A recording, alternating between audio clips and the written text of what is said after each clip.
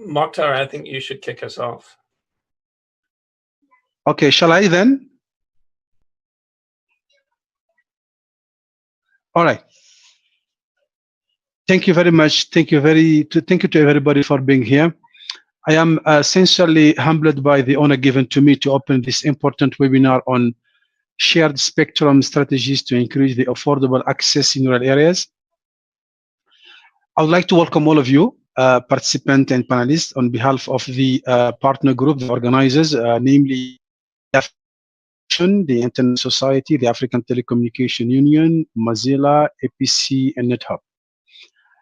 As you certainly know, it is really indisputable that the establishment of efficient and resilient ICT systems and services for Africa specifically would be an essential leveler for achieving what we so call the AU Agenda 2063, the SDGs, and in general, the entire global development agendas. And in this regard, a large part of the world outcome, and specifically in Africa, rely upon the use of spectrum. Without anticipating really on the discussion, allow me, ladies and gentlemen, to just provide a few highlights on what we are expecting to see or to hear with regard to the spectrum in general. As you certainly know, historically, the approach adopted for spectrum management in Africa and around the world has been always highly prescriptive, in the sense that regulators often decide on who you're using spectrum and in which band and in which band you have to transmit. This command and control approach of the spectrum management works very well since it allocates spectrum to a particular user and while ensuring there is no excessive interference at all. But this also allows the range of possibility for use of the spectrum in a stable and predictable environment. However, it doesn't often permit to achieve the full objective of spectrum managers to maximize really the economic value that should come out from the spectrum itself. It is indeed when the supply of spectrum exceeds demand, we really don't have a problem. But when which is happening today, the demand for spectrum exceeds the supply of spectrum, this may not work at all. Today, we see demand for spectrum and services and those services that are using spectrum increasing every day. And this is why some economists are really arguing that the market mechanism should be applied really to radio spectrum. But since it is today almost impossible to predict the value that each different services can provide in the given spectrum, it is on my view, and that Africa should really think of alternative management approaches that take into consideration the evolution of the markets and the progress of the technology in the same time. As you can see, recently, many action has been taken by regulators to release spectrum in order to cope with the additional pressure provided by or created by the COVID-19 pandemic, and that has really, those solutions has really brought some reliefs on the network itself. However, the rural areas are still really not services properly, and they still have limited access to the services in the network. So that's why this webinar today will explore the innovations and regulation that have really the potential to improve affordable access to the rural areas through a shared spectrum strategies.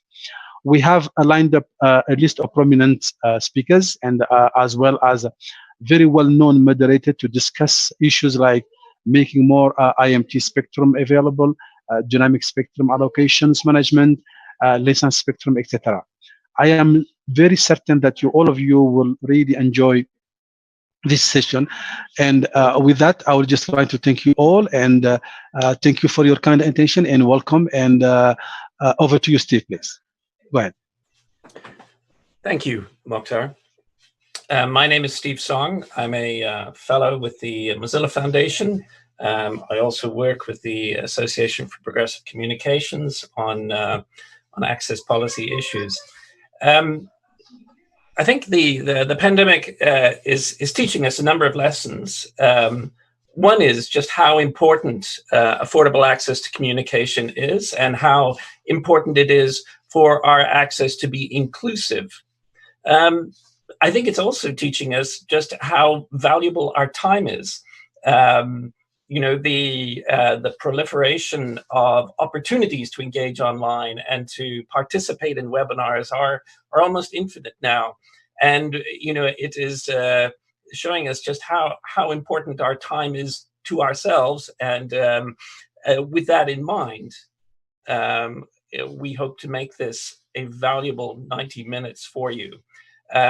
We have an excellent lineup of panelists today to discuss the issue of shared access to spectrum. We have 2 researchers, 2 former regulators, a current regulator, and what we're going to talk about today is the fact that, as Moctar said, when demand exceeds supply of spectrum, and yet in rural areas,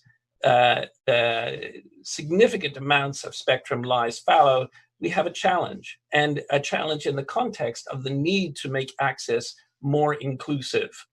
And with that in mind, recognizing the value that spectrum auctions bring to releasing spectrum, but recognizing also that they are not the only solution here, that we need complementary solutions to be able to deliver access. Today, we're going to talk about shared strategies in order to enable affordable access.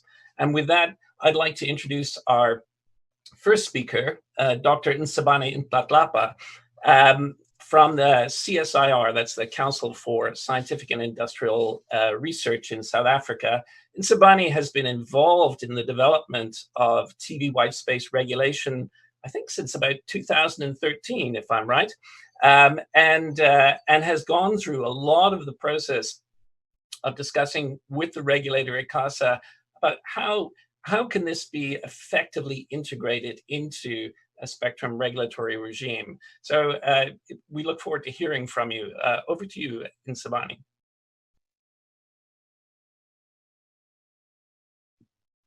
Well, thanks, Steve.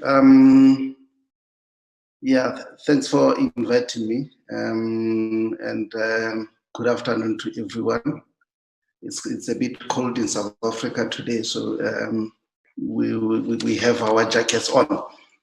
I see my slides are not on yet. Can you move to the slides?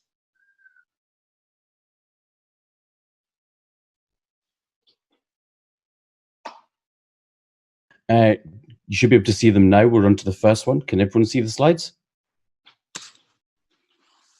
Maybe they're a bit slow, but they're coming through. Okay.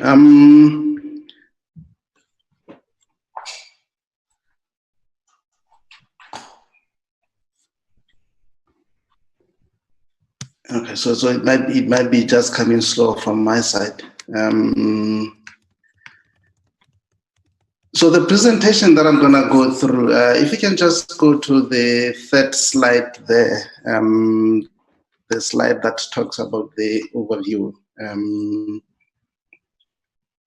This is where I'm gonna start in terms of, you know, the audience looking at the situation in South Africa. So if you have come to South Africa and landed in Cape Town or landed in Johannesburg and did not go beyond that, you probably will be mistaken to believe that there's no rural in South Africa.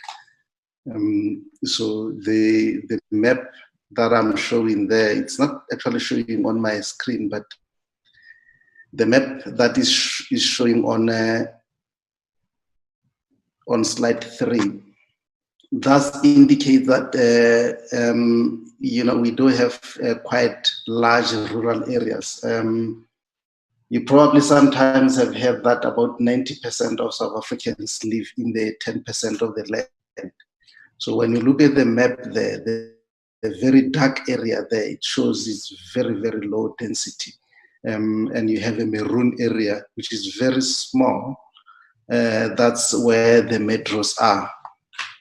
So where you have a slight gray one along the coast, especially along the eastern coast there, this is where you have a lot of the rural, but that is dense. That is not very sparse rural areas. The remainder of the area that is very dark is very sparse, partly because it's only where animals live, or in some cases it's quite arid, but there are still people there. So we have two classes of where you can talk about the rural areas, where there are dense rural areas and where there are very sparse rural areas. If we can go to the next slide, which is slide 4. So this slide, the communication there is that what we tend to have, and this is what we know everywhere from the whole world, is that the mobile connectivity does follow the population density. Now, the mobile operators will say that they follow the population, but actually they follow the density and not necessarily the population. So when you look at the map that you have on the screen on page 4, this is part of the project that we are doing to support the government decision-making, especially with regards to higher education. Now, what you have there is that those red dots represent the locations of the students that are now at home, but have no 3G or 4G connectivity. And if you map that to the areas of the rurals, and this is where we have large rural, but they are very dense, as you can see, there are not a lot of people there. So we do have a situation where we have a lot of people living in rural areas with no 3G or no 4G connectivity. The yellow dots represent those that may have 3G but have no 4G. If you go to the center where you have a lot more dots connected together, this is the dense area in Gauteng where almost everybody has 4G, the blue ones. So there's a bigger problem that we have in the rural areas, whilst we have excellent connectivity in the urban areas.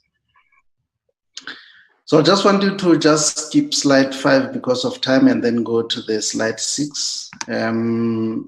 And this slide 6 here, this is where we are talking about the spectrum authorization options that we looked at. So the CSIR strategy to look at this was to say, if you look at different ways of authorizing the spectrum, those different ways dictates the cost in a sense. Where you have the exclusive access, yes, the risk of interference is low, but the cost of deployment of the network is very high. So not a lot of people can go there, and this is where the mobile operators are, and they tend to go specifically for the density, as I've indicated. So that leaves the rest of us not covered. On the extreme end, we have the shared commons with the Wi-Fi and the Bluetooth ones. And we know that there's a higher risk of interference there, but the lower cost. The idea is that somewhere in the middle, that's where you could have a sweet spot where you can balance the issues of the cost and also manage the interference better. So with that, as in 2011, we then had an agreement with the regulator ICASA to start exploring the options in the middle here, where those are facilitated by using the cognitive radio or any other databases like any spatial temporal type of spectrum database like we are using with the GLSD. So from there, what we then did was to run a few trials, and in the end, in 2017, I think the key issue is that in 2017, and which is shown in slide 7, in 2017, after running a longer process, The regulator ICASA then published a position paper. I worked very closely on this, but with the position paper that they published, which was a position paper on the framework for dynamic and opportunity spectrum management, I think that's very important that the framework was there on dynamic and opportunity spectrum management. Now that framework has key things in terms of the position of the authority. It talks about that dynamic spectrum access concept is applicable across the entire radio frequency band that they regulate. But it also identifies that TV white spaces will be the first phase of this DSA implementation. So this is quite key, because it's not just that we are dealing with TV white spaces. It's that it's much broader, and the position has already been indicated there. So we started with TV white spaces, and the next slide, slide 8, has a timeline. Steve talked about 2013. We actually started in 2012, and as I mentioned, in terms of the internal agreements, CSIR has had the agreement in 2011 with the regulator. In 2012, we launched the first trial. The process went quite slow, in a sense that it was only in 2017 when the position paper was issued and the regulations came out in 2018.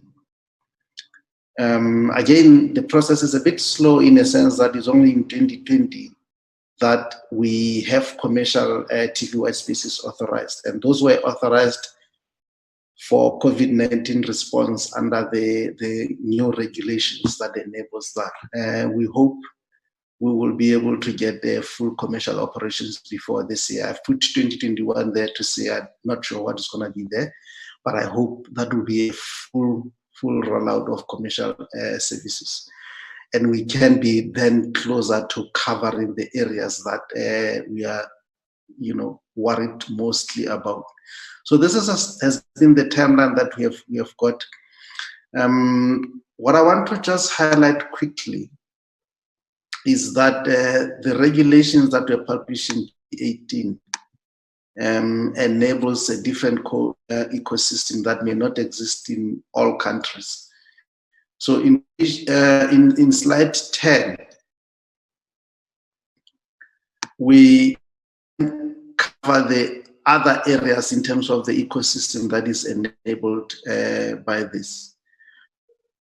So I have talked about the regulations being published in 2018. And those regulations, they establish that the regulator must have what is called the reference geolocation spectrum database, and there should be a secondary GLSD that will be used by, by the private operators. So what I can report is that in 2019, yes, ICASA commissioned the reference GLSD by CSIR. The process is supporting the industry during the COVID-19 with its own secondary GLSD. So this is basically what we have at this stage. What I just want to highlight, and if we can just move to slide 12, which will be just 2 slides before I finish, is that the GLSD that we have put together, especially for the secondary GLSD, it's in such a way that we can be able to support many other countries using the same calculation engine. And at this particular point, we have worked with several countries like Botswana, Cyprus, Ethiopia, Ghana, and Tanzania to enable those geolocation spectrum databases. They're all linking to the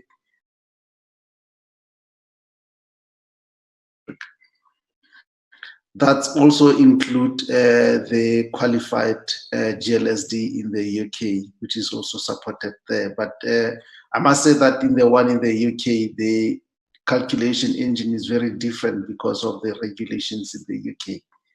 So with other countries, we use a similar calculation engine.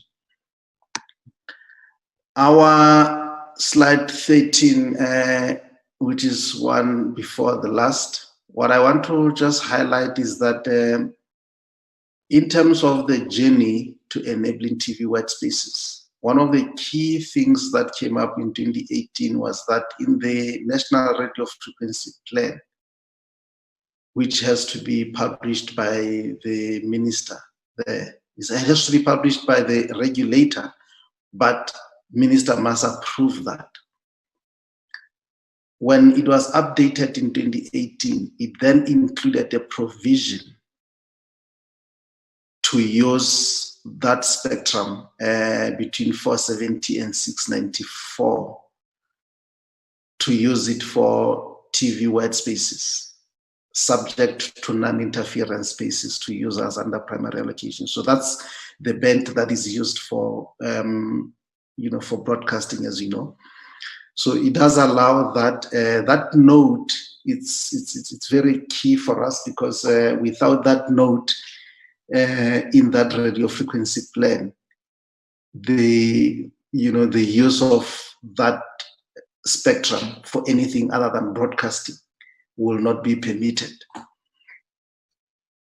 So my last slide, what I just wanted to just check here is that, we said the dynamic spectrum was enabled in South Africa for many bands in the RF spectrum.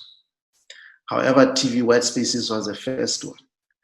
So the question is, what next? And the next for us that we are exploring at this particular point is there's a tiered spectrum sharing model, which we want to launch a pilot, and they've been working with DSA on this. So hopefully we will be able to launch a pilot on this and targeting specific areas that I had shown that are the dense rural areas. This is where we are targeting to do that because the operators have spectrum. They serve the metros, but they can't serve those. So we are looking to tap into that unused spectrum in that particular sense. The second one that we are at the early stage of consideration is the 6 gigahertz band to enable the use of that, including what has been, including the standard power access, as it's under consideration now by the FCC. If we could also learn from that and extend that, and having done the TV white spaces, this could actually be the good learning for us. Thank you. That's all I have for this afternoon. Thank you very much, Ntsibane. I think we'll move straight on to the next presentation, and that will be from Leonard Mabele, who's a researcher at Strathmore University in Nairobi, and Strathmore is partnered with the Communication Authority in Kenya to develop TV white space regulations there. Kenya also has a long history in the development of TV white space. Mawingu, who is also a partner in some of the trials going on now, I think first did a TV white space trial just around the same time as the one in South Africa. So Leonard, we look forward to hearing how all that has evolved and where you see it going. Right, thank you so much, Steve. I hope you can hear me well. Hello, everyone. So I'm speaking from the Czech Republic right now. I was not able to fly back home immediately COVID-19 struck. So I've been in the Czech Republic since January. I was to be back in Kenya by April, but then again now under the circumstances, I am still stuck over here. But all the same, I am happy to share some of the developments that we've been having or we have had in Kenya on dynamic spectrum sharing, and that is just as Dr. Ntlapa has mentioned. I mean, beginning off is the same thing for us. We began with TV white spaces. And I think on the screen, because in the interest of time, I'm just going to go to the slide looking at how the journey has been and where we stand right now and what are the potential next steps for us. So in my slide, I actually just have 5 sections, and I'm going to just demonstrate the opportunity, how we got to, coming out of the background and the experience in Kenya, and some of the things that brought us as researchers to a point of, okay, we need to move forward in enabling rural internet access.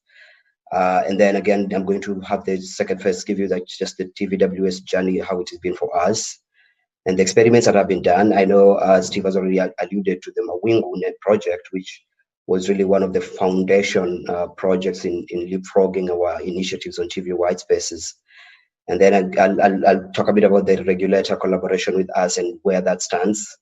And then I'll close that up with the potential limitations and what are the next steps on dynamic spectrum sharing.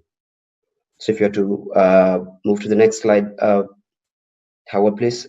So this is just an overview in terms of us having conducted a gap analysis. You're all, for some of you who've been following Kenyan developments, Kenya had its new constitution unveiled in 2010. It was kind of segmented into the counties. So as part of trying to have every county move towards digital, experience the digital transformation and have some of the services running on software platforms and on the cloud, we conducted a gap analysis in one of the quite a number of counties, but this one was remarkable for us because for Kisumu County, which is among the 5 biggest counties, only one sub-county has had a very good stable connection. And that meant even if you're looking at providing a service for a county, then it means the county might not really have a sufficient infrastructure to deliver service to the rural population. So that formed one of the backgrounds of us trying to look at, okay, fine, how can we enable the ecosystem to digitally transform provision of services to the populations? And then around, think at the same time, we were still within our whole big agenda, our ambitious plan for the Vision 2030, which is looking at having last mile internet access. And then I think just last year, I think while we were in UK, I think that's when I was just meeting Hedge. We were discussing quite a number of doing some due diligence activities. The country again unveiled the digital economy blueprint, which is again pushing efforts towards internet access. So all of this combined with the innovation that the country has had, and you're all familiar with M-Pesa and mobile money and all these services, our startup ecosystem becoming too vibrant. So at the end of the day, if we started looking at a scenario, if we are not careful, we're going to have a congested ecosystem of cities. And to be specific, I think Nairobi will be more congested. So looking at all this growth of the startup ecosystem, it meant, okay, the rural areas look so vibrant, but then how do we enable these businesses? How do we combine all these efforts to even drive the innovative IoT developments that some of the entrepreneurs are working on? So that brought us the opportunity of the TV white spaces. Well, earlier on, based on our journey, we had already done some trials on TV white spaces, but based on all this coming up very fast, we started moving forward to leveraging that opportunity. So in our identification, actually, the Communications Authority's database confirmed that the 28 channels available for DTT were not all of them active in all the locations. And neither were all of, some of them, even much as they are allocated to some of the providers, they're not in use, they weren't in use. So we got a lot of energy to start pushing towards that. If you can see a drawing of mine down there, that's picked from the Communications Authority.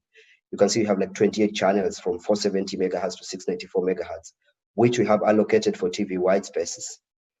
Now, if you move to my second slide, all of these things just tie up into what we had already done earlier on. So as Steve mentioned earlier, Microsoft approached Communications Authority back in 2012 to just try to pilot TV white space because it had been done in the UK. Work had already been, FCC had already pushed this in the US. So we had Mawingu getting a trial license from Microsoft, and that conversation picked up like that. And we throughout the journey, it was unclear to the authority how were they going to implement that. How was the conversation going to go forward to enable their connectivity to the rural population, especially on TV white spaces. And then, of course, we had quite a number of challenges coming from some of the BSD's broadcast signal providers, who pretty much wanted to get more money out of an ecosystem that was not mature then. So lucky for us, at the time we were just beginning as a university, that is Strathmore University. We had just begun a conversation with the University of Strathclyde, and partnered with other countries in Africa, so universities from Zambia, Ghana, Malawi. And we came together to the Communication Authority. I mean, Strathmore University as an in-country research university. We approached Communications Authority, and this got this conversation moving forward. So if you were to move to my third slide,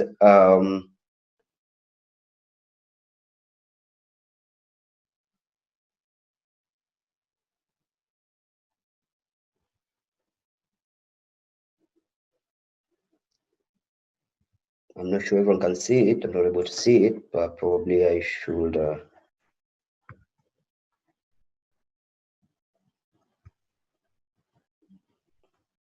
Yeah, so my fourth slide, basically, I mean, my fifth slide, sorry, my fifth slide takes us to work that we were doing with the experiments we began doing at Mawingu. So at the time, this is what we did. It was all driven by Microsoft, so Microsoft for Africa. But at this point in time, we weren't even having conversations that we really benefited from, or we already have had a lot with DSA and Martha. I'm happy she's here because she might allude to some of these conversations. At the time, we weren't using any geolocation databases, and maybe the approach that Doc Ntlapa just showed of the secondary and the primary GLFD back in South Africa. So at this time, everything was just us testing the ecosystem in terms of the hardware and the connectivity and the signal and the coverage. So this some of the results that we found from this are actually there are no interference to the incumbent services, even with the database not existing, not in place at the time. And then if you check out some of the findouts we had on the coverage going up to 14 kilometers, and the power was not so big from the WSDs. And then if you're looking at the speeds that we are getting of 16 Mbps, that was pretty remarkable. And looking at a rural area, based on the propagation characteristics of the TV white spaces, this was like for us to be a gold mine to start exploring, to drive rural innovation and rural access to internet. So the next slide is more like a continuation of the experiments we just followed up subsequently, just to get the Communications Authority aligning with the regulator and the government in terms of, okay, these implementations would actually be sufficient and sustainable, and of course lacking the challenge of interference to deliver the service that we could provide to the rural areas for internet. So this was the second experiment we tried, and I'm happy I was part of this. I was actually in Mawingu at the time, and this was the first time we tested our developments of the geolocation database, and we used Nominate's database at the time. So I think this was the first time we were having an adapt from radio, just talking to a Nominate database and demonstrating that, okay, well, practically in terms of the DSA rules and coming out of the studies, this would be a sustainable approach to implement going forward. So the next slide again is just a number of subsequent experiments are following up to this. And probably this was just happened in another area, so we tried this again in Embu. And then if you go to another slide,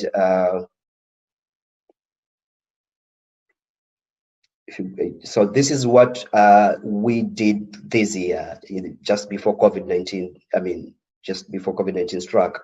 Lucky for us, I mean, just before last year, December, we started discussing with DFID and Communications Authority in terms of we need to move forward and adopt a regulatory framework. So if you are to look at if you are to go back to the slide, please don't because of time. But if I want you when looks at the slides. Yeah, so someone goes back to the slides on slide 3. Thank you very much for the. Yes, I haven't had the chance to read it, but Yeah, sorry. So let me tell you something. I don't know. There's someone's mic. Someone's mic is on.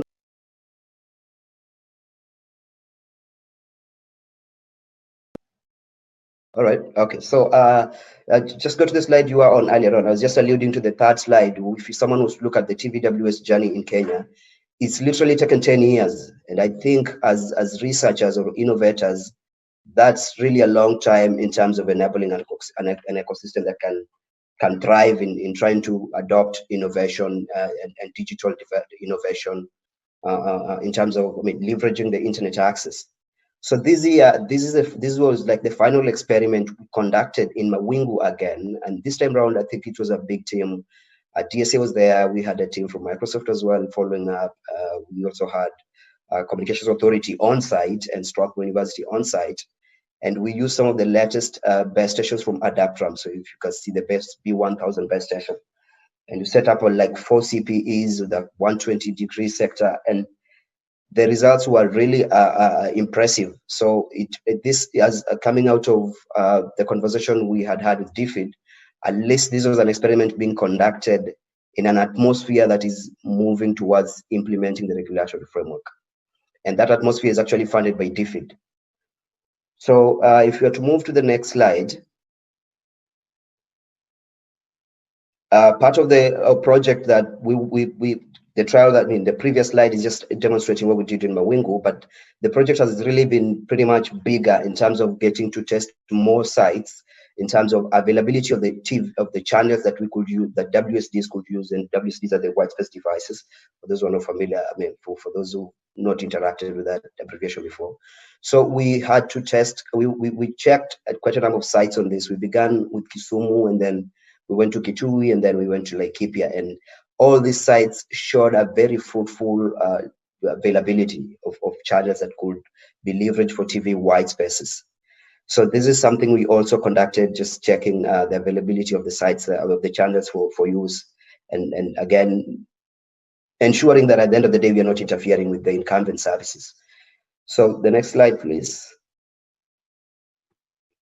Yeah, so this brings me to the point of, so just demonstrating what I think Steve was previously interested on, like the university regulator collaboration. So for Strathmore University and Communications Authority, we have signed an MOU to expand our research on dynamic spectrum access. And just as South Africa, TV white spaces is sort of the first candidate for us, and we are looking forward to implementing more. But in our framework, in our memorandum of understanding, we are actually going to be looking a lot more, expanding the dynamic spectrum access ecosystem in terms of research, and then 5G, which of course, again, somewhere will lie on the DSA.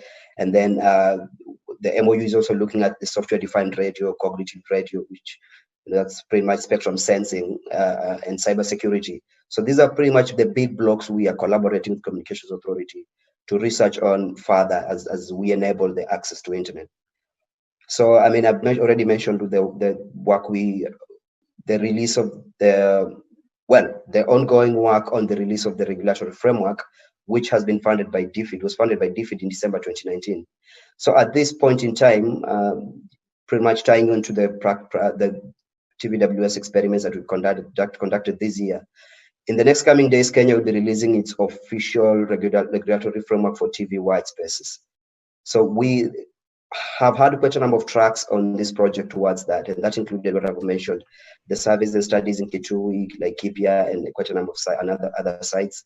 We've already validated some of the theoretical measurements that we picked up from the various sources, looking at the DSA rules, looking at the ITU 1812, and quite a number of other things. Yes. Sorry to interrupt. I'm conscious of our time and our desire to facilitate interaction from the listeners. If I could ask you to wind up.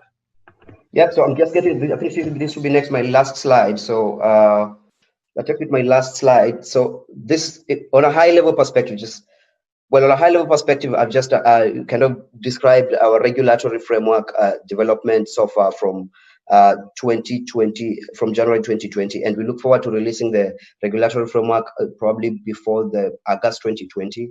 And some of the potential kind of services that are going to leverage this technology from our perspective is access to internet for schools, for health centers, for institutions in the rural areas. Of course, limitations are still in air, and people are still looking forward to what will be the return on investment and what is the global feedback on the deployment of TV white spaces. So in terms of the next steps of moving the DSA conversation, we look forward to also having Wi-Fi 6 as the next research block, and 5G, and a number of other things I've mentioned earlier on. So over to you, Steve. Thank you so much. Thank you very much, Leonard. And that's a perfect cue for our next speaker. Just before we go there are some questions in the Q&A, some of them directed specifically at speakers. If you can take a look and try and answer them as we go, that'd be very helpful. Our next speaker is Dr. Martha Suarez, who is the president of the Dynamic Spectrum Alliance, which is an industry alliance of manufacturers and operators and research institutions aimed at facilitating shared spectrum access. And she is also former regulator with the Colombian regulator. So comes from hard-won experience in terms of seeing a way forward in regulation. Over to you, Martha. Well, thank you very much, Steve, and good morning, everyone. Good afternoon. Bonjour tout le monde. Je m'appelle Martha Suarez. Je suis très ravie d'être ici avec vous aujourd'hui. Oui. Et je vais passer en anglais encore. So I just wanted to say hi to everyone. It's a pleasure to be here. Thank you to all the organizers, to the African Union, to the ATU, and to ISOC. And it's a pleasure to share with all my colleagues in the panelists. So I would like to start introducing quickly. I will take 7 minutes for my presentation, probably 8. So we will have the time for the Q&A at the end. If we can move to the next slide, please. So right now I work with the DSA. I'm the DSA president. And as Steve mentioned, we are a global cross-industry organization. We are non-for-profit. And our goal is to promote efficient use of the spectrum. And we think that that is very important because that is a way to get more people connected and also to enable inclusion. So we think that spectrum has been a barrier in the past. And we think that if we are able to remove, to remove the barriers that we have to access the spectrum, then we will be able to have more and better connectivity. So next, please. This is a list of some of our members. As you can see, we have different high-tech companies, but also manufacturers and some different non-for-profit organizations. Next, please. So we basically focus on connecting people. We think that all the technologies are important, and I'm happy to repeat that because sometimes it's confusing and people think that dynamic spectrum access is not up, it's about, it's against other technologies. So no, we think that all the technologies are important, but unfortunately we still have a huge digital gap. So our goal is to connect those that are still unconnected, and then to stimulate innovation and to accelerate the digital economy. Next, please. So I was asked to discuss about some possible ideas of how we could use spectrum sharing in order to provide more connectivity. Next. Oh, there is an issue with the size. I apologize for that. So I'm taking this case from South Africa because we had a workshop with CSIR last year, and I'm glad that CSIR and Ntsibane presented the gap in South Africa, but I think that is a common situation in many different countries. We still have a lot of people that is unconnected, and we have regions that have very few opportunities for a broadband. Next, please. So we think that if we are able to use spectrum efficiently, then we could have a lot of inclusion. And there are many applications that are important. And I think right now with the COVID-19 situation, I will ask, most of us are using Wi-Fi at home. And I have noticed because of the chat that some of the participants don't have a very good stable broadband connection. And I think that's the case in many other regions. I live in Colombia in my case, and I'm in the countryside. And the only way I had to obtain access to the internet was through an ISP using the 5 gigahertz frequency band that is unlicensed. So I think right now it's pretty clear that if we don't have access to the internet, if we don't have internet broadband connection, it will be very hard to move forward, and the digital gap will continue increasing. So this period of time, I hope it will pass quickly. I mean, we will go out of this crisis, but I also hope that we will learn from this situation, and we will be able to understand that digital inclusion is not something nice to say. The time is really, really something we should focus on right now. We already had the great presentations from CSIR and from Leonard about the projects in South Africa and Kenya, so I won't extend there. Next slide, please. I will just refer to 2 of the questions that I saw in the chat session. TV white spaces is a technology that has been there for a while. More and more countries are adopting the legal frameworks for them to operate, and it's based on accessing unused spectrum. So I would like to say from the case we had in Colombia, we started implementing TV white spaces before the analog switch off was finished. And that was because we realized that even before the transition, there were a lot of spectrum channels that were available and unused. So it's important also to clarify, TV white spaces is not taking the spectrum from the broadcasters. And even I think broadcast has been also very important during this crisis. It's using the spectrum that others are not using. And it's accessing that spectrum on a secondary basis. So if at some point there is a new TV channel, that channel will have the priority to access the spectrum, and the database will manage that dynamically, so that channel won't be available anymore for TV white spaces. And in some cases, I think it really depends. In some cases, for example, as I was mentioning in Colombia, we didn't finish, I mean, when we implemented the framework, transition to digital television was not concluded. So, but we noticed that there were many, many TV channels in rural areas that were available. When I say TV channels, it's unused channels. So that's something I wanted to mention. And it's independent of the standard, because in Colombia it's very strange. It's the only country in America that used DVB-T, as it is the case in many countries in Africa. So if there is a transition from analog to digital, there will be even more available channels. So in the long term, that is even a more efficient use of the spectrum. Next, please.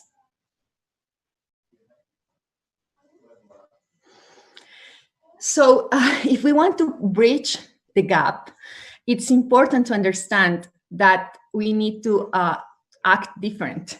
You know, right now we have been using many technologies for the last years, and there is still a gap.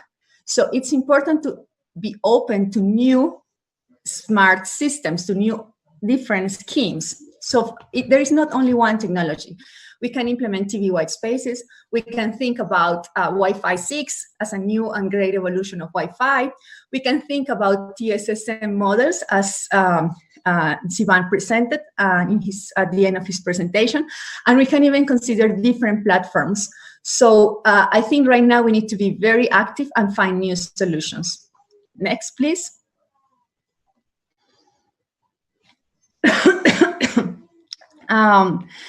I would be happy to discuss further about the 6 gigahertz band, but basically there are many countries that have adopted regulations. US is the first one to adopt, and some countries have published public consultations like the UK and South Korea, and Europe has been working on a framework for many years right now. Next, please.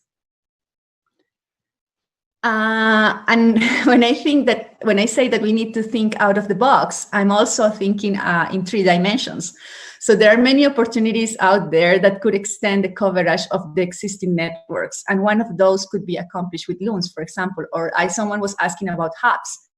And I think that is also a great opportunity to extend coverage and to reach those places that are unreached right now. And that is also very important for emergency situations. Next, please.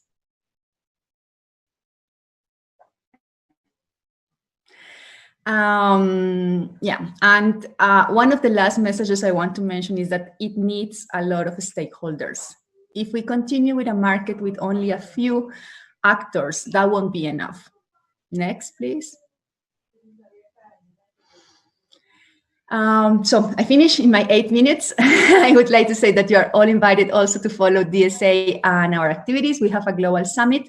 It is planned for the first week of November. We expect to have a face-to-face meeting in Paris, but if we are not able to travel because of the world situation, we expect to have a virtual event. So thank you very much. I'm happy to answer questions at the end. Thank you, Martha, for the excellent presentation and for being on time.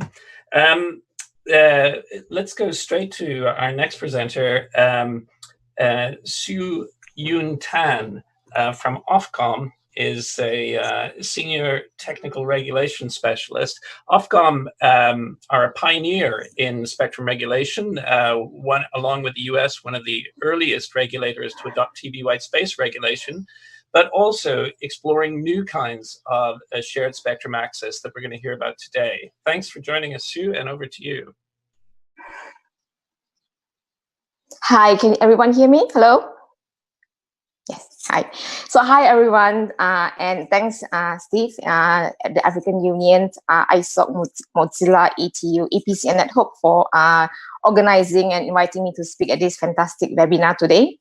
I speak to you from sunny London. Unfortunately, we are having a bit of a heat wave at the moment, and it's really hot. And today is an honor for me to join you today. I will share with you an overview of the local licensing initiative that in mobile spectrum that we put in place in the UK last year. So next slide, please. So a little bit about OFCOM. So we are the communications regulator in the UK, and one of our main legal duties is to secure optimal use of spectrum, and providing better broadband and mobile has wherever you are is one of the priority work area that we are working on. We want to ensure that the market has spectrum that it needs, so that consumer could benefit from better experience. Market players can deploy innovative services, and it can deliver economic benefits to the UK. So in terms of spectrum authorization, we heard from previous speakers, so there are a number of authorization mechanisms that we put in place. So there are spectrum auction that we do for national license in the current mobile spectrum. We also do in the individual licensing, and this is the approach that we take in most bands where it's shared either between two different type of users or the multiple same type of users. And this is the approach that we take for the local licensing initiative that I'm going to explain to you. We also do license exemption for a certain type of use, and we have also a trial and innovation and trial license for non-commercial use, and we have recently facilitated a number of 5G trials, and for this COVID pandemic, some drones usage as well to deliver medication. And so the local licensing that we are making available could provide options to the market, and it could be used to improve mobile and broadband connectivity in the rural area. And in addition to that, as Martha mentioned earlier, and we have opened up, we have consulted on unlicensed, adding more spectrum to the Wi-Fi usage in the 6 gigahertz band. And we have also consulted on opening up spectrum above 100 gigahertz for more unlicensed use. And from our perspective, we were talking about earlier about barrier to the market and spectrum being one of them. And so what we wanted to do in terms of opening up spectrum is to ensure that there is certainty to the market for investment. And so it's either in equipment ecosystem as well as infrastructure investment.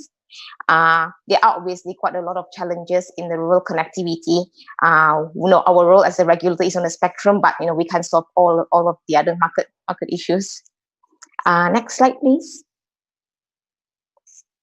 So this chart shows the bands that we have made available for the local licensing.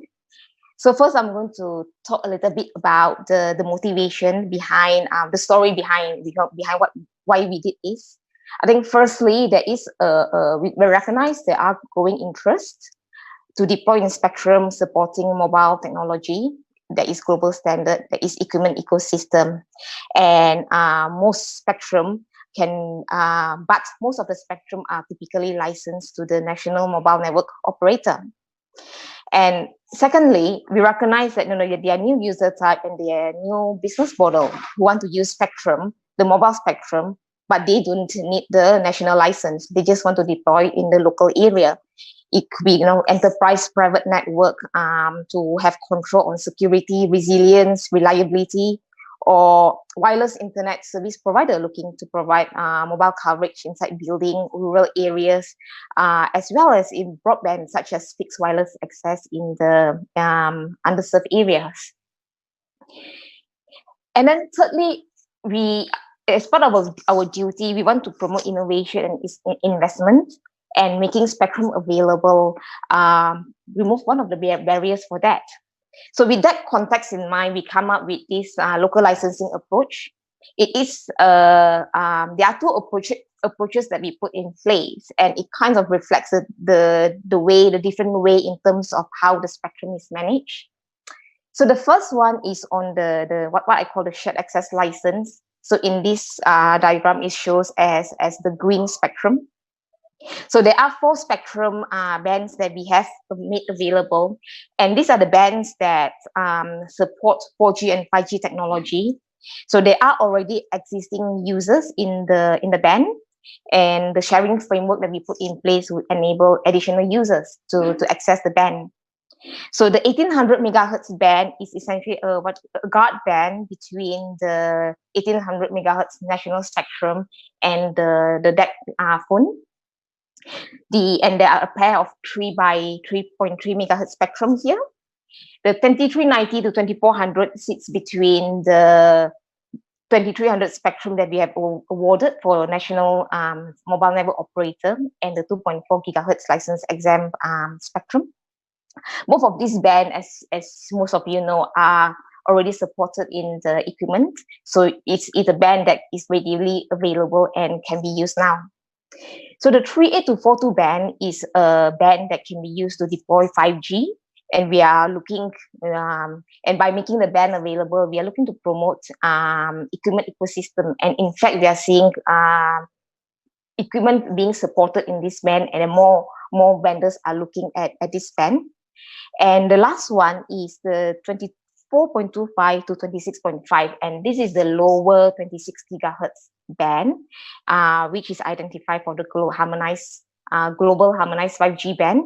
We see that there are currently existing users in this band, but we see that there could be opportunities to open up this band for indoor usage.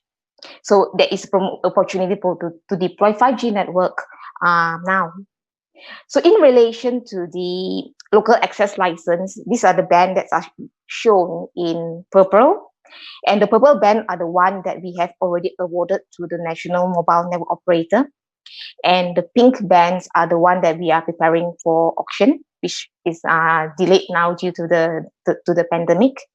But this essentially provide access to the spectrum where in locations where the mobile app operator has no plan to use and no foreseeable plans to use them. I'm going to talk more about this in the next slide. If you can go to the next slide. Yeah.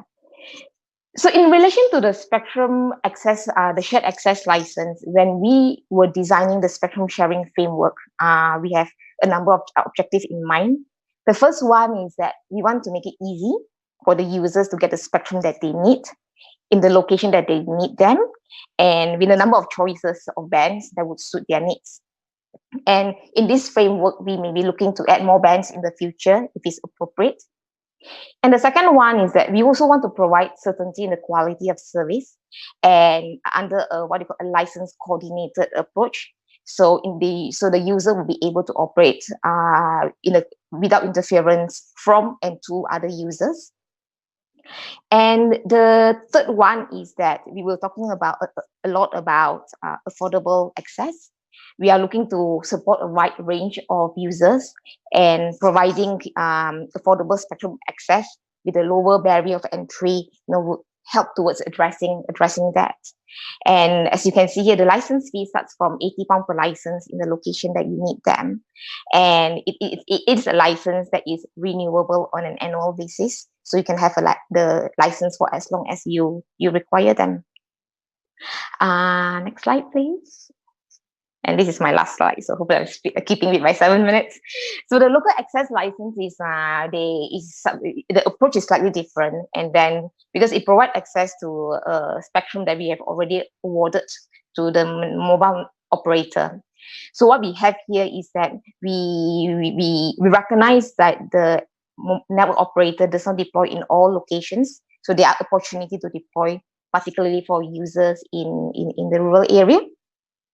So what we wanted is, again, to make it easy for the users. So a user who wanted to deploy in the spectrum may not necessarily know or have the resource to engage with the mobile network operator, but we do. So any users who want to have access can come to us to apply for a license in the location where they need them. And we would do the discussion with the mobile network operator. And if they have no plans to deploy, we will issue the license. And this is kind of for a maximum of 3 years. And we felt that this strikes a good balance between providing certainty to the new user as well as the flexibility for the mobile network operator. But obviously, if there is agreement in place, the license between the user and the mobile network operator, you could have a longer durations. And so these are kind of the two approaches that we put in place are complementary. It is to all the other authorization mechanisms that we have put in place. But it is, one of our, we want to make sure that, we get spectrum out to the market. There are affordable connectivity, and there are as many range of users that can deploy in the band. And I think I shall look at the questions. I think there were a number of questions. Sorry. Okay. So the status in terms of the spectrum usage rights in terms of applicability.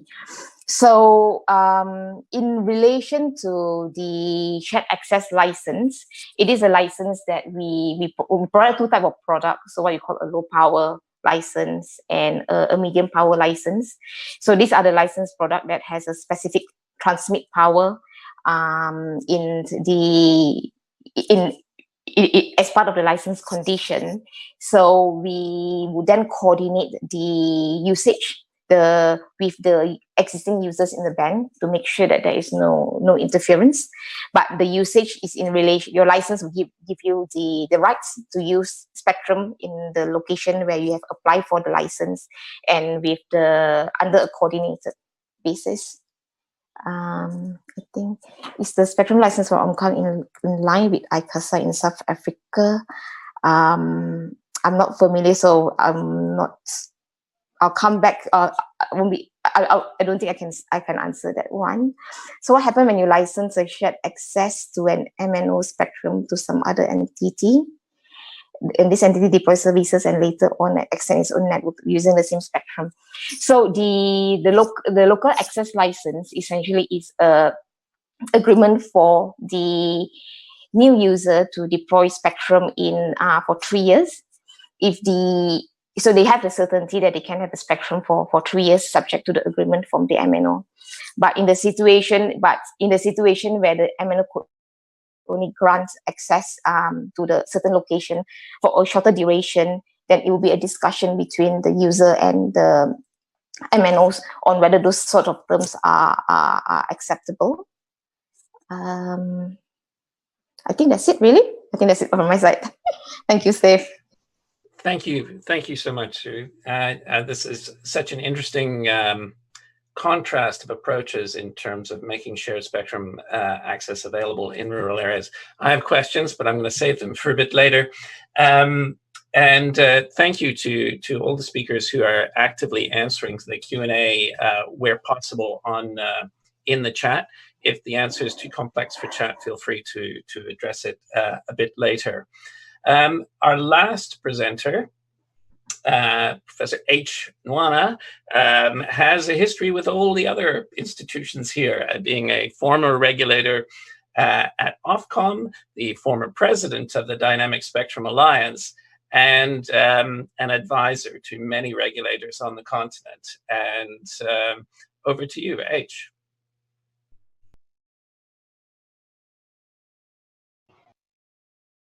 You're still muted. There you go. Okay, bonjour to good afternoon, everybody. I'm really, really pleased to be here, and thank you to ATU, AU, and everybody, APC.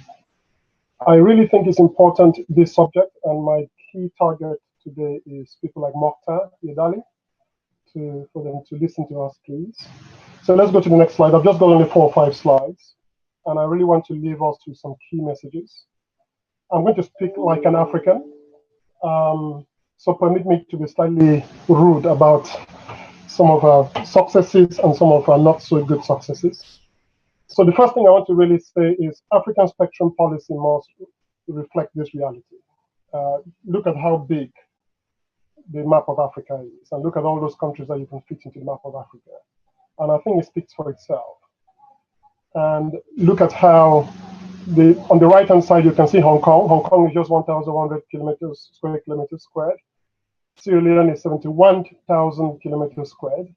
They are both around the same population of about 7-8 million people. But clearly, you can see that the spectrum policy for Hong Kong has to be completely different for the spectrum policy for Sierra Leone. Completely different. Not only because of geography, but also because of demographics and where people.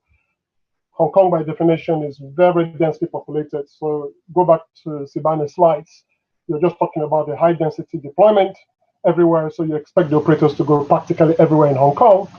Not the same case in Sierra Leone. And sometimes I like to put up this slide because sometimes I see with my significant frustration Western spectrum policy just being translated to Africa. And I think it's just a big mistake. Yoon, my ex-colleague from OFCOM, I ran spectrum policy in the United Kingdom for 5 years. I will not do this. I'll not run spectrum policy in Africa in the same way. I just wouldn't. Next slide.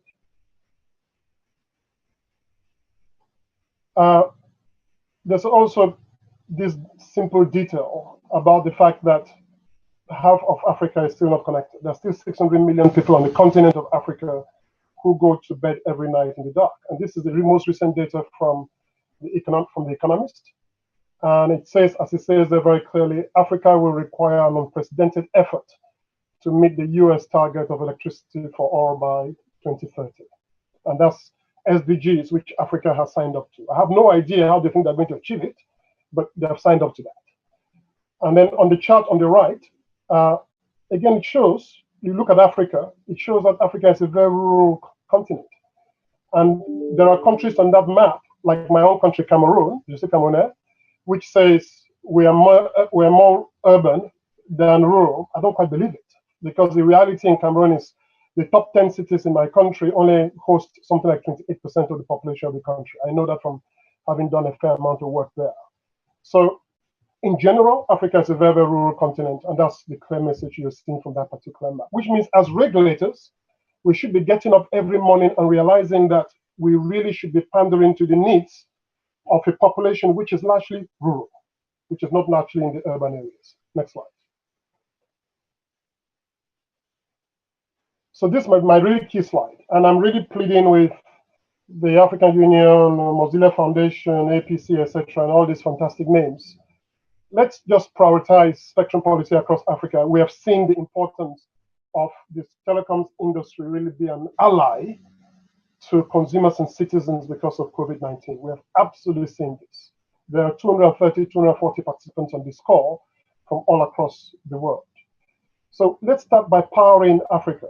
We just need to power that continent. We need to fiber that continent, and we need to road that continent. Because frankly, I must give credit to the MTNs and the Airtels and the Vodacoms and all of these companies in Africa, because they have put out and connected a lot of Africans despite African governments. You go to most African countries, most of their sites are run off diesel generators. You go to my country where the roads are so bad right now because of the rainy season, it's a big effort for them to logistically take kerosene and diesel to all the generators across the different countries. And we as Africans know this to be true, and yet we expect them to be going into the hinterlands of Africa to go connect people with no roads. I just think that's ridiculous. So please, let's start by fibering, and roading Africa. We need to start there. And then once we start there, then let's be honest with ourselves and realize that we need to use low frequency 7 gigahertz spectrum across the continent. Look at the size of the continent, and we need to, whether we go for national license or local licenses, and you've just heard from OFCOM, frankly, if I was in Africa, I would have been doing local licensing a long time ago. A lot of countries advise right now on the continent, I'm saying, you should not be licensing 5G or 4G nationally, because a lot of these frequencies are not going to be used across most of the continent most of the time. So also think about local licensing, as you've just heard from OFCOM. And please release 900 megahertz, release 800 megahertz as soon as possible, release 700 megahertz. Digital switchover on the continent is just so slow, it's ridiculous. It's just completely ridiculous, and we should have cleared those bands. And we should also look at bands like 450 megahertz as well, because 450 megahertz LTE is being used in some parts of Europe, like in Scandinavia, and being used very well.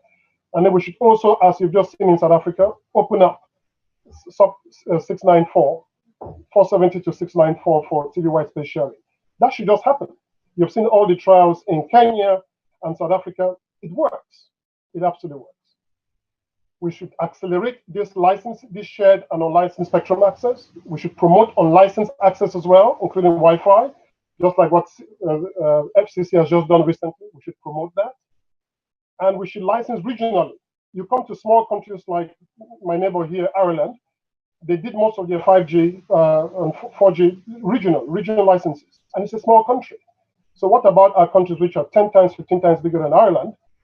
If you take Namibia, for example, 10, 15 times bigger than Ireland, why should you not be also be licensing regionally? Number 6 is my real key point. This is where I'm pleading with the AU, the Mozilla Foundation, NetHope, DFID. I really think the problem we now have with some of these technologies is this chicken and egg problem that we have. People like my colleague, Suarez, they've done a good job with the DSA in helping us show these regulations and that these regulations work and the technologies work. The problem we are facing now on the continent is we don't have the economics to make a lot of this work because we are not coordinated across all of the different geographies. You've got Kenya doing its own thing, you've got South Africa doing its own thing, Tanzania doing its own thing, which is why I'm always happy to see the CSIR slide trying to provide a secondary geolocation database across 5 or 6 countries. It would be nice if we did more and more of that across the whole continent so that we can start generating the economies of scale to drive down the economics of these devices. So if we can get the AU Commission to demonstrate the commercial viability of this sort of shared spectrum within the context of Africa, for example, I think that's what we really, really need. Because I see a lot of innovative people on the continent ready to innovate, absolutely ready to innovate. So let's go to my next slide and I'll conclude there, which is, I don't want to only talk about the innovation, Steve. So this is some of the sort of innovation I've been trying to do on the continent. It didn't quite come out there. I call this civilization in a box. You go to most of these rural villages, you would see that we've got problems with not only electricity, but we've got problems with communications, obviously. We've got problems with no Wi-Fi. We've got problems with no water. We've got problems with a lot of utilities. And I've been dreaming about this whole idea to say, what if you had something like the what you see on the left, which is a power plant on top of this RP, what I call remote power unit. Inside this remote power unit, there's a lot of inverters and battery storages, etc. in that particular power unit. I think we've got about 40 kilowatt hours of power that can be stored in here. You can see that the solar farm on the right. We've now been able to connect 22 houses in Mauritania, in a village called Nimjat, to all of this, to this power unit. So we now provide electricity. Then we realized that between 12 and 4 or 5 o'clock in the afternoon, all of the batteries are completely charged. So why don't we use the excess energy to pump water off boreholes? So we now provide water using the same infrastructure. And you can see the local clinic there for the first time. You can now keep drugs in the local clinic. My point is we need to start looking at this sort of innovation where you can have the same infrastructure providing multiple services. And we are using shared spectrum here. We're using Wi-Fi spectrum. And if the regulations are fine in Mauritania, we'll also use TV white space spectrum there. So the key thing there is this sort of innovation in rural areas can provide electricity, water, connectivity, in the future, mobile financial services. And we should not stop we should not allow spectrum regulations to be holding back this sort of innovation that could happen on the continent. So let me stop there, and I'll be happy to take questions later. Thank you, Steve. Thank you, H. I have a number of questions for the panelists, and we also have a number of questions online, which I will invite some of you to address.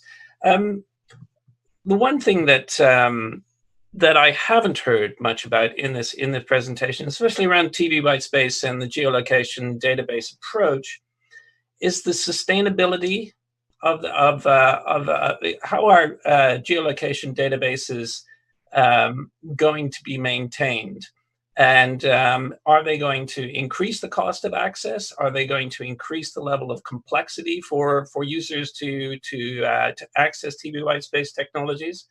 I note that the OFCOM Group Director for Spectrum, Philip Marnock, has been, has actively spoken a number of times in public, saying that databases, were essential for where Spectrum was crowded, but where Spectrum is uncrowded, he doesn't necessarily recommend them. And I see this as something that that OFCOM have actually implemented in not choosing a database approach for local access and shared access licenses.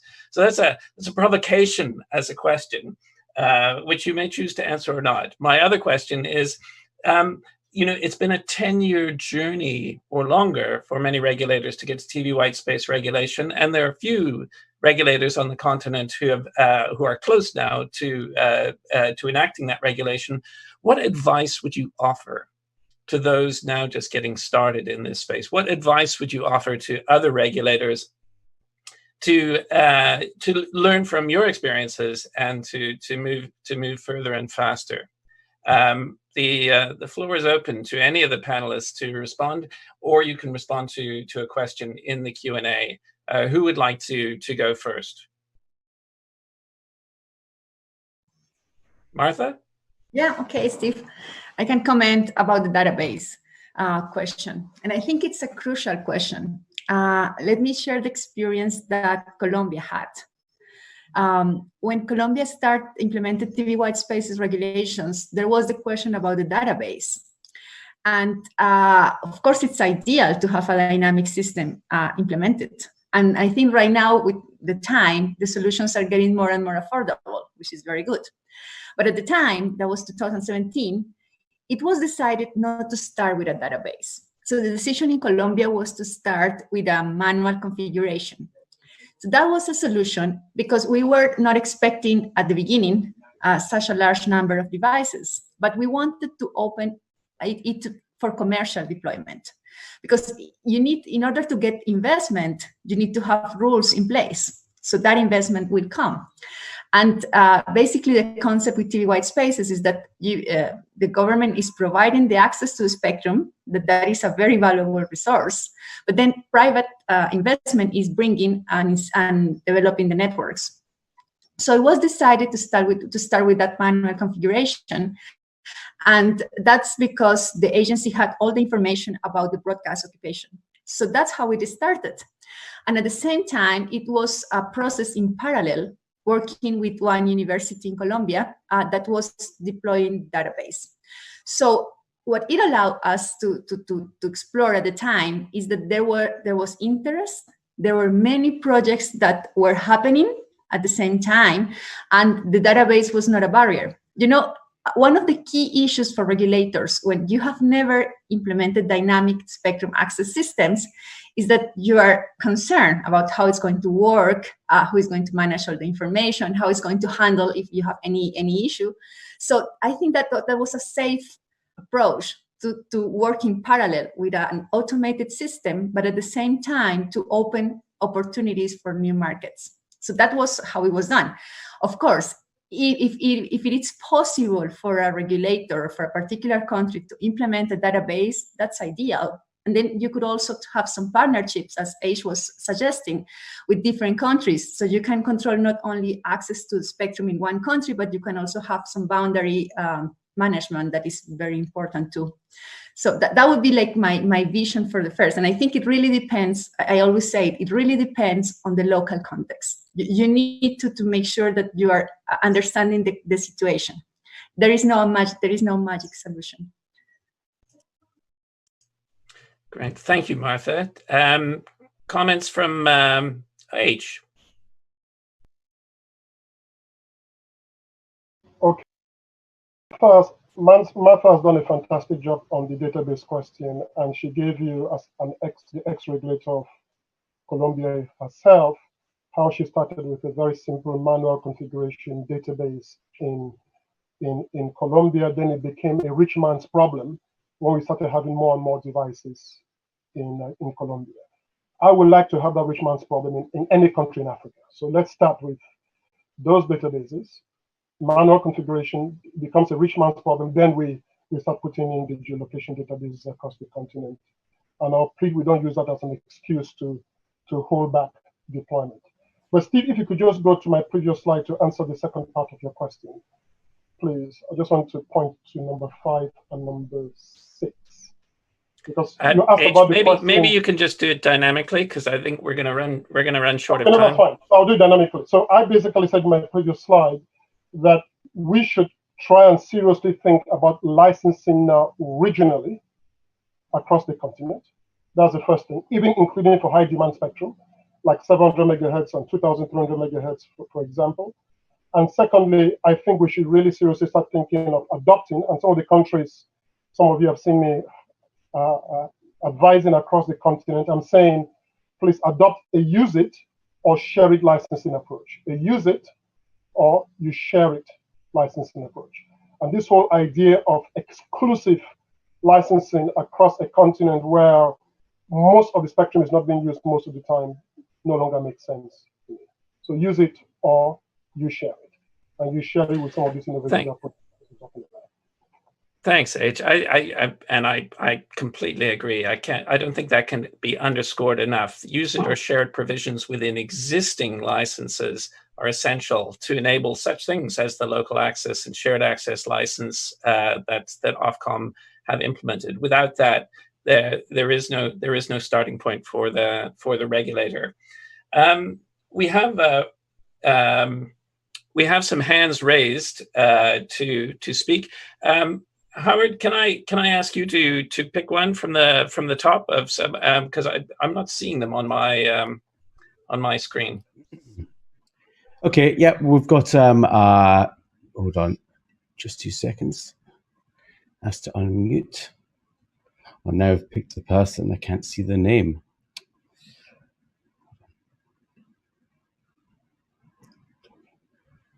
Okay, we have Malami Mlodleni. So I'm just going to allow them to talk. Hello, Malami Mlodleni. Can you hear us? Doesn't seem to be there. He's still mute. Okay, the next person is Abdul Karim Oloyed. So we'll just unmute this person.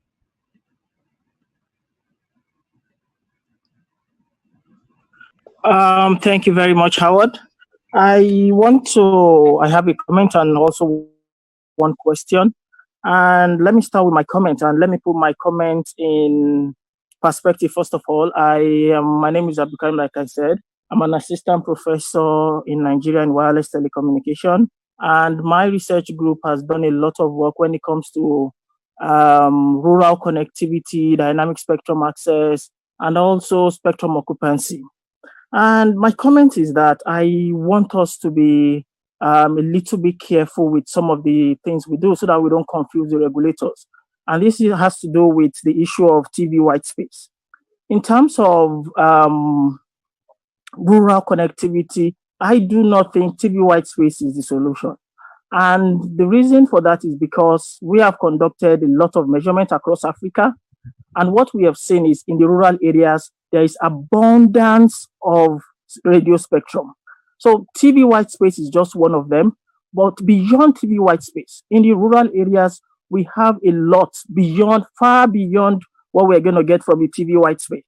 So in order for us not to confuse the regulators, we need to be careful especially with the way we are marketing TV white space.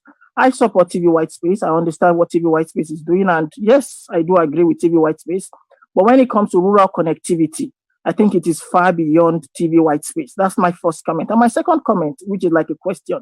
The first speaker was talking about densely populated rural areas.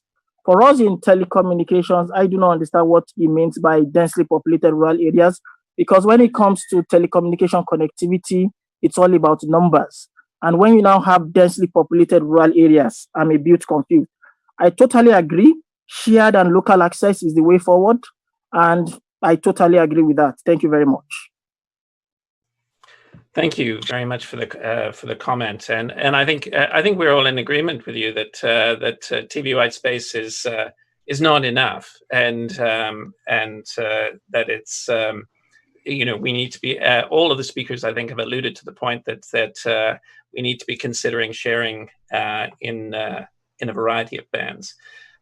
We have sorry, did we try Reg Bandari? Can I unmute Yeah, you? we'll just unmute Reg Bandari. Here we go.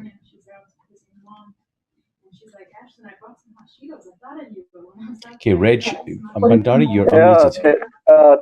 Yeah, thank you for your fruitful information that you disseminated.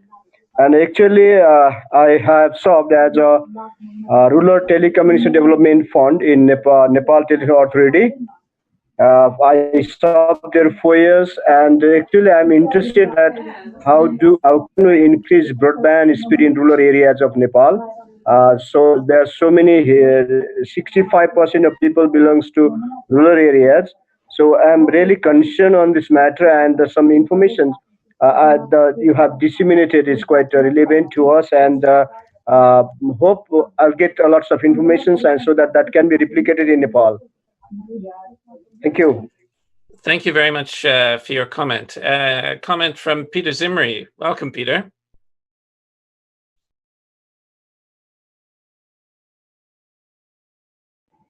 Hi, Peter. You can talk to us now. You just need to unmute first.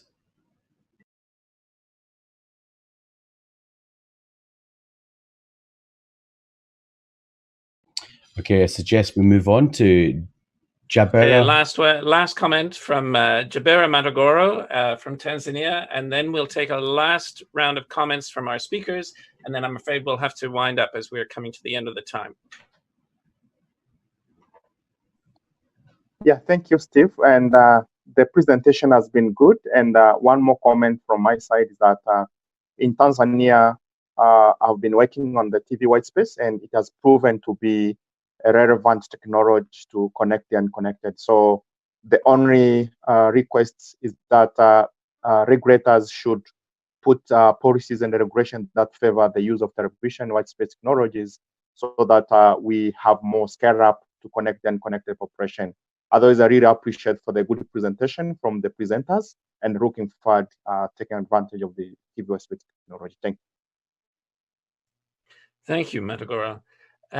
Okay, we've only got a couple of minutes left, so I will ask each of our presenters to make a very brief closing comment.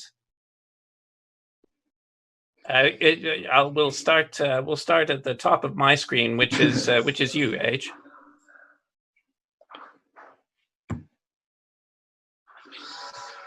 I'd like to make 2 quick comments. The first really is what you heard from Martha, which is the way we call, and frankly, even from Moctar. Moctar himself said it at the beginning of the presentation. The sort of sub-Saharan spectrum policy we are now running on this command and control approach reduces competition. It gives spectrum in the hands of very few people, typically the big mobile operators across the continent. In the case of mobile, it prevents new entrants, so it stops new entrants from coming in, and it doesn't really even promote unlicensed spectrum. And I'm pleading that we should reverse that. You really should now allow more people to be able to access spectrum, as long as they don't interfere with one another. You should allow for more competition, allow for more new entrants, and use unlicensed spectrum more. Secondly, Steve asked the big dollar question in terms of the economics of shared spectrum. The only way that economics of shared spectrum would happen is if we have some coordination. There's big coordination failure right now because we don't have a big industry out there like Huawei trying to really go after this area.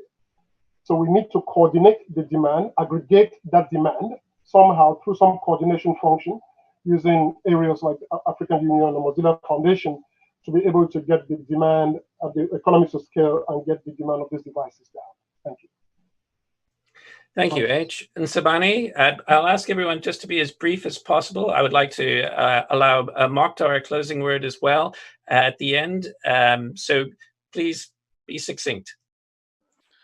Okay, thanks, Steve. Maybe just my comment will start with just a clarification around what a densely populated rural area could mean. It's not a city, but you can have a sprawled area where you have a whole number of people staying there. In the case of South Africa, you have those areas in a lot of hills all over the country, where you have, you know, a whole lot of people staying in that area. What that's happened is that there is a patchy mobile connectivity, but because of the area that we have, the topology of the area, you would find that most of the mobile operators don't actually cover the entire area in that case. So there is still quite a lot of areas that is to be covered by the other technologies. Now, the point I made was that the rural areas are not always the same. It's not that they are completely sparse. There could be others that still have the density. But just in general, the point that H stole from me was the issue around the use it or share it principle. And I think this is a point that if African regulators could just get it in, and we have, you know, the organizations such as ATU, AEO Commission, Smart Africa, all coming together to have a coordinated approach to this. There should be a new way of looking at regulating of spectrum. After having dealt with that, then you have to deal with the issue of collaborative type of spectrum to be collaborative type of regulation in general for the ICT, in addition to saying use the spectrum or you share it. There's a lot of spectrum out there, right? Thanks. Thank you. Great message to end on. Thank you, Ntsibane. Leonard? Yeah, thanks, Steve. So for me, I would say that there's a huge opportunity, contextual opportunity of unlocking the potential of the rural areas.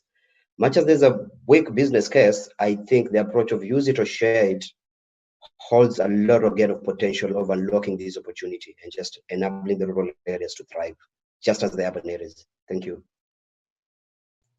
Thank you. Great. Martha? Thank you, Steve, and thank you, everyone. I have two closing messages. One, we didn't have the time to speak about Wi-Fi and the evolution of Wi-Fi. So I would be happy to discuss further. Please contact me, and I think that's something that we should really care about right now. And the second message is an invite to all the regulators that are watching this webinar. One first simple step before implementing any dynamic spectrum system is to have updated information.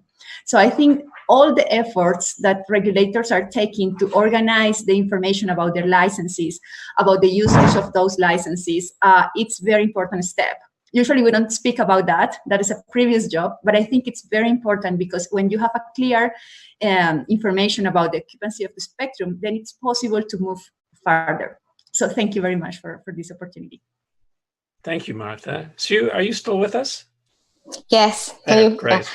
Yeah, so that was really, really interesting. I think I want to respond to one of the your question about the advice from the regulator and what we can learn from that experience. I would say that the different country may need a different approaches that is relevant to the situation that they want to address. There are perhaps different regulatory framework that may enable certain initiatives, but not another. In relation to our shared access, I think we have information on all our users that enable us to put in something relatively quickly. And I would agree that migration to the database is looking at the problems that we are trying to solve. And lastly, so in my presentations, there is a link to the initiative that we put in place. So if anyone has any further questions, there are email address there as well that they can come back to OFCOM if anyone has further questions. But thank you for this fantastic opportunity to participate. Thanks so much. With that, I turn the final word over to Moctar Yedaly. Thanks, Steve, and take everybody. I had said at the beginning that we will really enjoy this, and we did enjoy it. It was really very instructive and very educative sessions. I wouldn't conclude on the conclusions. We don't do the summary of the summaries. However, but I would like to say that one of the things that really has struck me is the fact that it is vital and it is necessary for all of us to adapt the spectrum management to the market and to the technology evolution. And we need to make sure that also we are exploring new methods such as hubs or white spaces or whatever it is, or Wi-Fi. All of that need to be really taken into consideration to have a comprehensive approach to our spectrum management to really meet the requirement of the services that are increasing every single day. I have been really struck by the number of participants. We have doubled. At a certain point of time, we have 246 participants, which is the double and half of what we had last time. We had last time something about 113, and now we have 246, which is very good. And at this point of time, at the end, we still have 192 participants, which is actually extremely good. I think we have done better than we have done in the past, and we will hope that the next session on the 2nd of July related to cybersecurity will be actually more than what we have done today. But I bet that the spectrum will not be beaten by any other session at all. With that, I would like to thank you very much, and express our appreciation from all the organizers. And I mentioned them again: the African Union, Internet Society, Mozilla, NetHub, African Telecommunication Union, and all others. And thank you very much for your dynamic participation in the chat room and the question you have raised. With that, I will just ask you to really say bye-bye and stay safe and stay home. And a heartfelt thank you to our speakers from me. Thank you for taking the time. I know you're all extremely busy, so much appreciated. All right. Bye-bye. Thank you. Bye-bye. Bye-bye.